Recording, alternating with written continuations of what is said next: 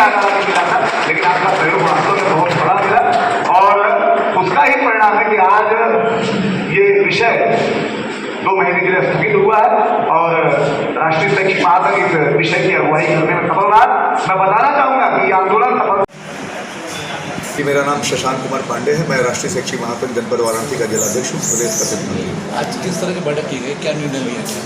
जैसा आप सभी अवगत हैं कि परिषदीय विद्यालयों में उत्तर प्रदेश सरकार ने ऑनलाइन हाजिरी का एक अभियान चलाया था 8 जुलाई को, जो अभियान 15 जुलाई से चलाया जाना था। लेकिन राष्ट्रीय शैक्षिक महासंघ ने उस अभियान के चलाने से पहले ये कहा था कि कुछ सुविधाएं शिक्षकों को दे दीजिए, जिससे ये अव्यावहारिक जो आपने निर्णय लिया है वो व्यावहारिक रूप से सही हो। उसके क्रम में राष्ट्रीय शैक्षिक महासंघ ने 7 जुलाई को ज्ञापन दिया था, जिसमें ये कहा था कि हाफ CL की व्यवस्था दे दीजिए, 30 EL की व्यवस्था दे दीजिए और 10 प्रिविलेज लीव की व्यवस्था दे दीजिए। लेकिन 7 तारीख को हमारा ज्ञापन मिलने के तुरंत बाद 15 तारीख को जो ऑनलाइन हाजिरी होनी थी, सरकार ने उसको तुरंत 8 तारीख को करके एक तरह से धोखा देने का काम किया, जिसकी वजह से पूरा आक्रोश पूरे प्रदेश में हुआ। और 8 तारीख को राष्ट्रीय शैक्षिक महासंघ के नेतृत्व में पूरे 75 जनपद में मुख्यमंत्री को संबोधित ज्ञापन जिलाधिकारी के माध्यम से दिया गया, जो बहुत बड़ी संख्या में शिक्षकों के साथ दिया गया। लगभग पूरे प्रदेश में 1 लाख से ज़्यादा शिक्षक बाहर निकल के आए और इस आंदोलन को उस दिन सफल बनाए। और ये आंदोलन उसके बाद लगातार जारी रहा। 8 तारीख के बाद ये आंदोलन रुका नहीं, ऑनलाइन हाजिरी बहिष्कार चलता रहा। शिक्षण गतिविधियाँ कहीं नहीं रुकी, MDM बनना कहीं नहीं रुका, बच्चों को पढ़ाना कहीं नहीं रुका, ऑफलाइन हाजिरी रजिस्टर तो कहीं नहीं रुका, लेकिन ऑनलाइन हाजिरी का बहिष्कार लगातार चलता रहा। हम लोग जो है विद्यालय में 2:30 बजे के बाद पढ़ा करके जब लौटे सर्किट हाउस आते थे, अपने आंदोलन को चलाते थे। और ये आंदोलन अंत में 15 तारीख को DG के साथ वार्ता हुई और 16 तारीख को हमारे बेसिक शिक्षा मंत्री से वार्ता हुई और शासन में वार्ता हुई और सरकार बैकफुट पर गई और इस ऑनलाइन हाजिरी को 2 महीने के लिए स्थगित किया। और उन्होंने तय किया कि जो हमने उनसे मांगी है उसको मानने के लिए वो एक कमेटी बनाएंगे और कमेटी का निर्माण किए हैं। मुझे पूरा भरोसा है कि ये कमेटी जो है शीघ्र ही निर्णय लेगी और ऑनलाइन हाजिरी के रास्ते में जो रोड़े हैं वो समाप्त होंगे। रमा रुखियार, मैं राष्ट्रीय शैक्षिक महासंघ प्राथमिक संवर्ग की महिला प्रकोष्ठ की जिलाध्यक्ष। मैम, आज के बैठक में क्या निष्कर्ष निकला? आज तो ये धन्यवाद कार्यक्रम है, जिसमें मुख्यमंत्री से लेके आप लोग तक हमारे एक शिक्षक जो इस कार्यक्रम में आए हैं या जो नहीं भी आ पाए हैं, उन सबको धन्यवाद देने के लिए आज का कार्यक्रम है कि हम लोगों ने जिस बात को लेकर आंदोलन किया उसमें हमें अभी तक में सफलता मिली है कि हमारी बातें मुख्यमंत्री जी ने सुनी। हमारी जो जायज़ मांगे थी, जो हमारे अन्य विभागों से तुलना में हमारे साथ जो भेदभाव हो रहा था, उसको दूर करने के लिए उन्होंने आश्वासन दिया है। उसके लिए ये कार्यक्रम आज हम लोगों ने किया है।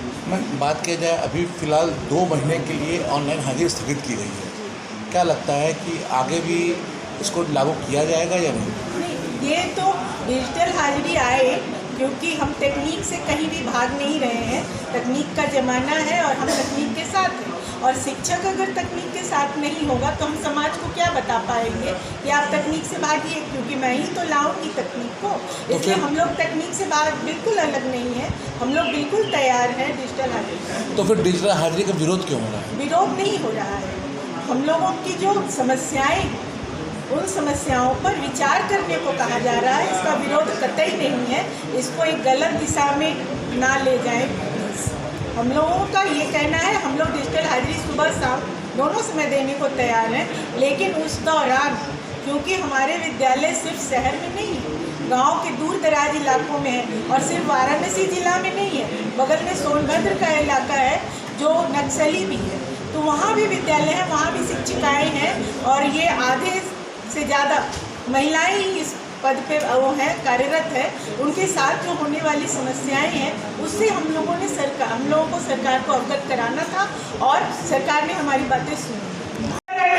जो भी समस्याएं हैं दूर है, नजदीक है, एक आध समस्याएं और भी हैं, जैसे सबका भी 10 साल यही बच्चे 11 साल के लेकर मैं अपनी गाड़ी से ट्रॉमा सेंटर आई और उसका प्लास्टर करवाया होता तो उस दिन तो मैं अपसेट हो जाती।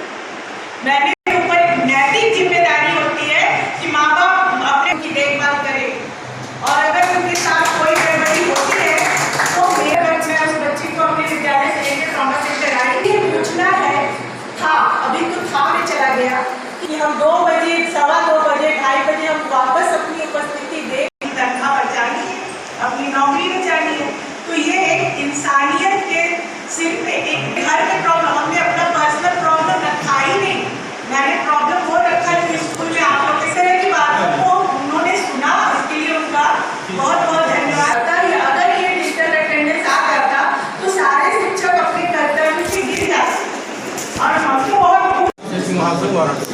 आनंद जी, क्या कहना चाहेंगे ये जो सरकार बैकफुट पे आई हुई है ऑनलाइन हाजिरी को लेके? शिक्षकों की एकता के आगे सरकार पीछे गई है। हम लोग ऑनलाइन अटेंडेंस के विरोध में नहीं है। हमारी जो मांगे हैं, जो हमारा हाफ सीएल का मांग है वो प्रमुख है।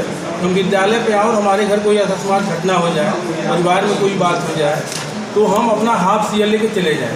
दूसरा कि केंद्रीय शिक्षक भारत में ही, बनारस में ही केंद्रीय विद्यालय है, वहाँ के शिक्षक को आप 30 सीएल देते हो, तो फिर परिषदीय शिक्षक को क्यों नहीं? ये शिक्षकों में बंटवारा क्यों कर रहे हैं? तो हमें भी 30 सीएल दिया जाए, ये हमारी प्रमुख मांग है, हाफ सीएल और 30 सीएल। ठीक।